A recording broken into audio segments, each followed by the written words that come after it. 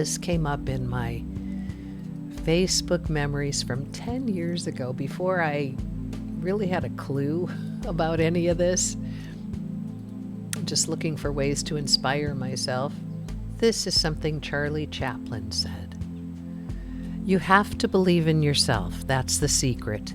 Even when I was in the orphanage, when I was roaming the street, trying to find enough to eat, even then, I thought of myself as the greatest actor in the world. And in his time, he ended up being that. And that's what you do. That's how you play in your imagination to create a new reality. Teresa says Michael Beckwith calls this a feeling universe. Michael Beckwith, he's such an inspirational speaker. He's a Church of Religious Science minister. I think he's in Los Angeles, I think, but he also live streams. I'm not sure if it's just Sundays, but you can always, if you want to learn more about him, just do a search for Michael Beckwith. Goals and dreams. If you can figure out how to attain it, you're going for a goal and not a dream. And so this ties into changing your beliefs. You don't have to change your beliefs to go for a goal. You don't have to work with your imagination to go for a goal. All you do when you have a goal, and it could be a lofty goal, maybe it is to get the career of your dreams, the position in the company you're in that you'd like to move up to. You state the goal in your mind, you have this idea, and then you plan the steps to get there. If you make this many phone calls, this many sales, make this many connections, reach further than the area that you've been reaching, you can work yourself towards that goal. What we're looking for here is something that collapses time. That we were looking for the impossible leap. It's a quantum leap into the life of your dreams. And it can happen faster than going for a goal because it's not being done under your human power. It's being created through you and for you and because of you and because of the reason you are here. You would not have this dream in your imagination if it wasn't possible to attain it. And I want to just add something to that. The same thing goes for the man-made pause for barking.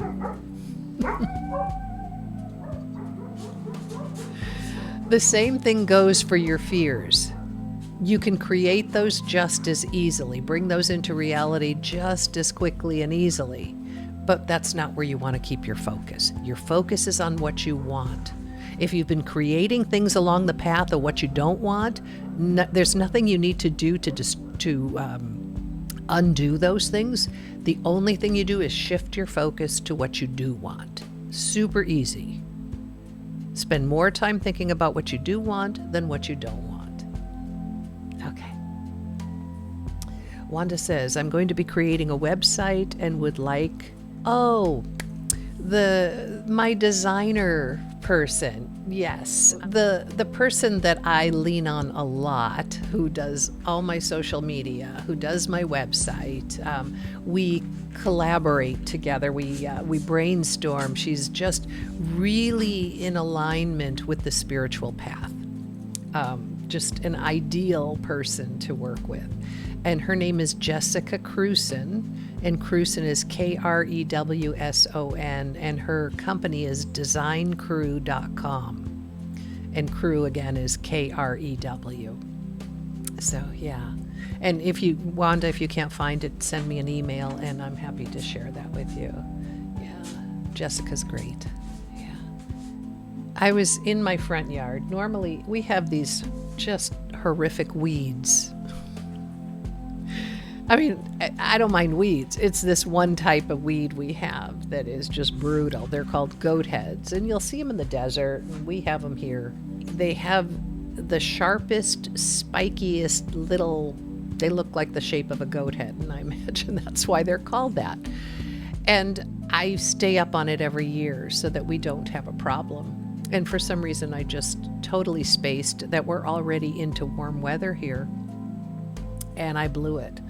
I was in the front yard yesterday, and usually I try to harvest the goat heads, to pick the weeds when they're this small before they get the little spiky things on them. They were about 2 to 3 feet across.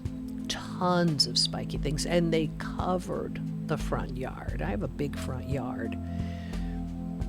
And so I'm out there. I have a little hand tool. I'm bent over, and you have to get to the root of each one, and you pick them up carefully. It looks almost like a dress as you pick it up, and you do this with gloves so you don't get too poked, and you stick them in a bag or in the trash. And I'm spending several hours doing this yesterday afternoon, and then I look up and I realize the weeds were not just in the front. They wrapped around the entire side yard too. And I thought, I'll never be able to accomplish this. How on earth am I going to spend that many days bent over? Because I can't do it with a hoe. You don't want to. Anyway, this tool seems to work the best for me. I mean, I'm already spending hours just doing this little patch. And then I look to the end of the line thinking, I can't do this. I'll never get there. And it brought to mind for me the same thing that happens when we're looking for a dream, when we're looking at our dream, like, how am I, like, who am I to get to that? Who am I to be this great singer, this great recognized actress, whatever it is? Who am I to create a business like that? We see what's in front of us as this enormous, impossible leap. And we're forgetting that when we're on this journey, the only thing that we need is just our next step. All that I needed to do was to focus on the next weed to pull. I needed to pull my focus back onto something I could handle comfortably in the moment, was one weed at a time. Because I talk about always you just know the very next step. You're just taking one step at a time as you feel compelled to do that, or inspired to do something, or to make that phone call. It's one little tiny step when it feels right. Well, that's all I had to do with the weeds.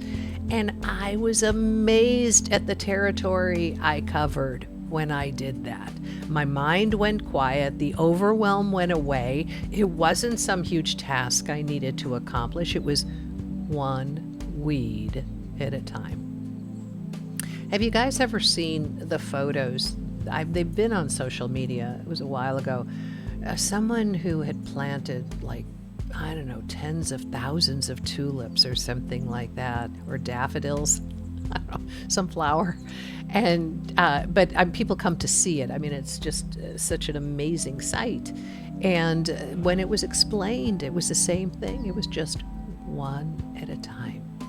Because if you had to look at that entire field and think about planting that on your own with each bulb, I mean, you'd never start. It would keep you from starting.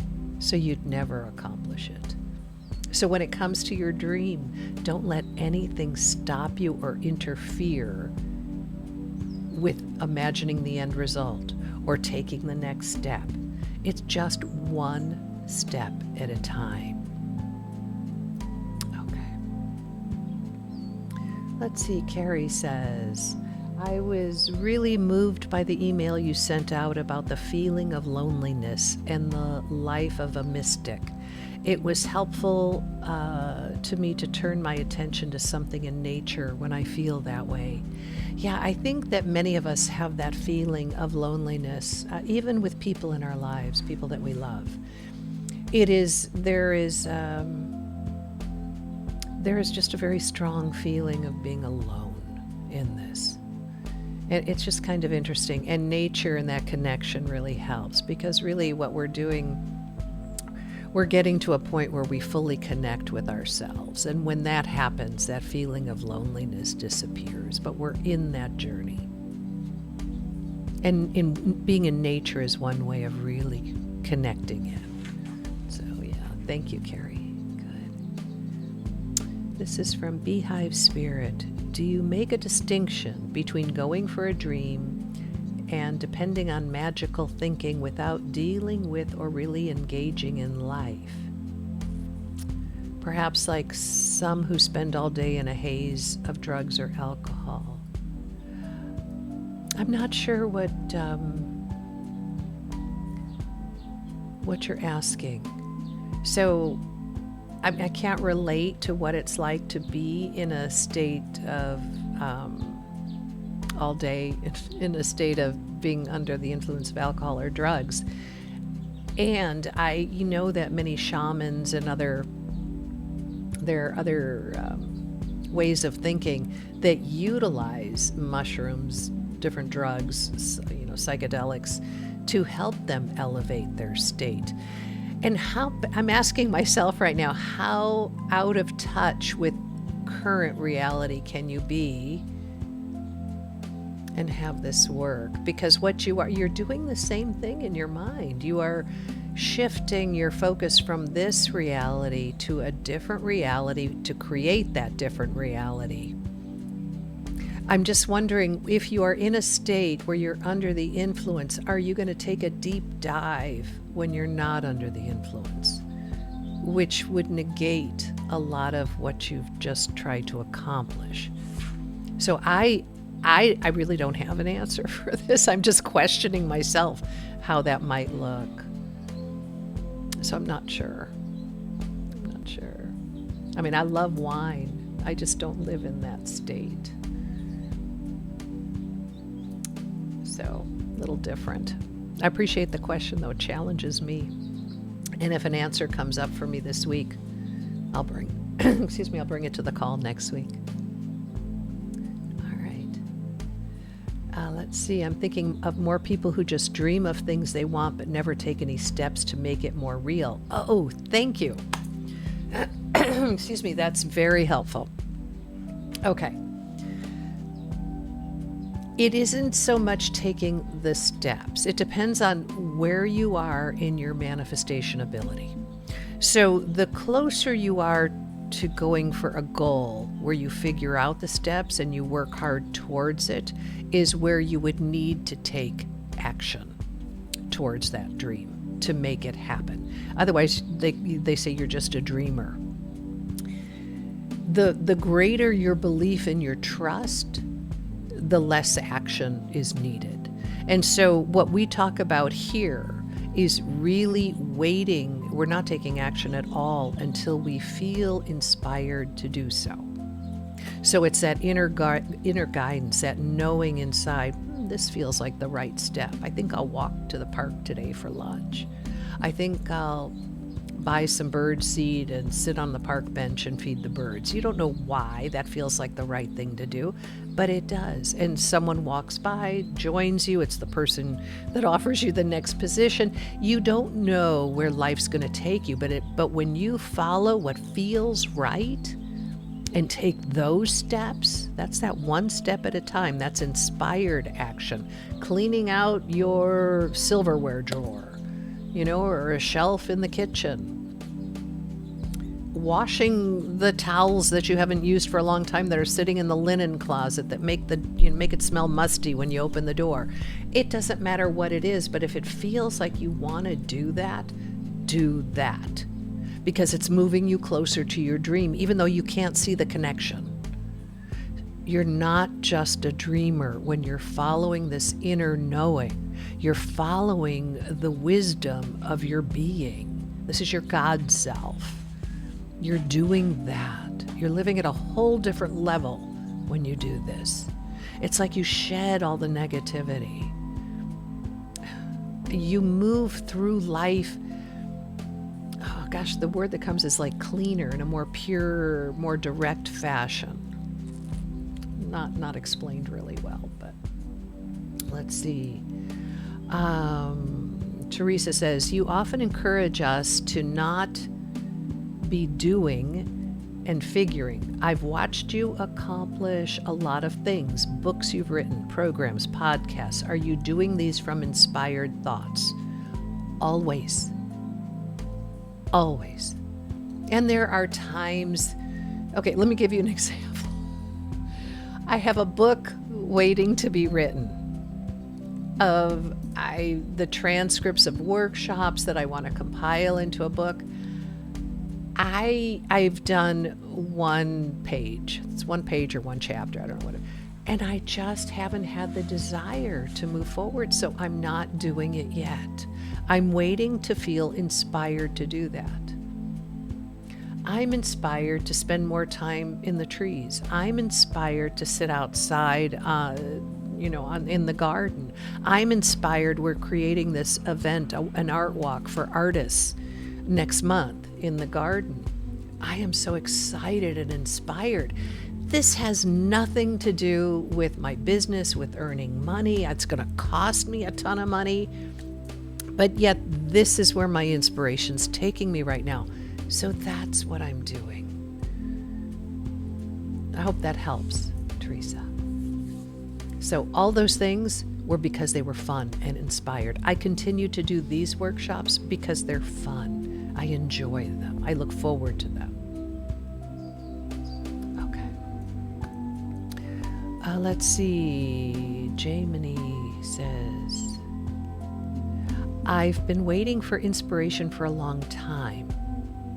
At what point or how long is it okay to be in this in this state? Nothing is inspiring me. I'm so bored. Yeah, you're in the cooking time, aren't you? That is a sign of your dream cooking. You may feel how long did I go? Months and months and months feeling, and stale was the word for me. Stale, bored, nothing is happening. Why am I bothering? To me, it felt like walking through mud every day.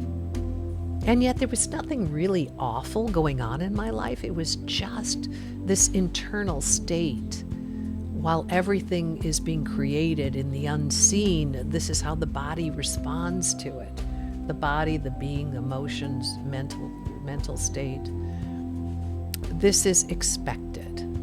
And so you're probably right where you need to be. So a suggestion is look for smaller things of inspiration that have nothing to do with where you're going. It might be like yesterday, I really wanted to cut some flowers for the house. So I went out there and I enjoyed cutting each one, taking the leaves off the stems, and do little things that inspire you. Go eat a piece of chocolate. Do something like that. I feel like I should be in action mode like the world around me. Don't be like the world around you. You'll just create more of that. Okay. And I feel like I'm wading in sludge. Exactly. You got it. Okay. You're welcome. Whoever beehive spirit is, you're welcome. Okay. Lorraine says, we're all glad you have fun doing these. It keeps us inspired. It keeps me inspired too. And that's essential. You've got to find ways of staying in trust, knowing that even though it looks like this in the outside world, in your outside world, in your family, your situation, your circumstances, knowing you're being moved to something better, even though you don't know how on earth it could possibly happen. You need to be reminded anything is possible, because if you can imagine it, you can have it, whether it's wanted or unwanted. Just keep shifting towards what you want. Okay. All right. I love hearing your stories. What brings much happiness is you're sharing your black-nosed sheep and alpacas. I'll be sure to get some more pictures for next week. Oh, and your dogs. Yeah. I wish I could. I can't turn the camera towards them. You could see them now in action. Let's see. Lately, I have had the feeling that something is about ready to open up. That's an exciting feeling. Hang on to that and milk it for all it's worth. That's what I call excited anticipation. when we create that state inside of us, it's like adrenaline to your dream. You remove all the distractions automatically when you have that. When I say distractions, interference into the path of your dreams. So instead of your dream path going like this, it's kind of like it goes like this. Excited anticipation, knowing it's about to pop. You don't know how, you don't know how long, but you know it's coming. That's an ideal state to be in.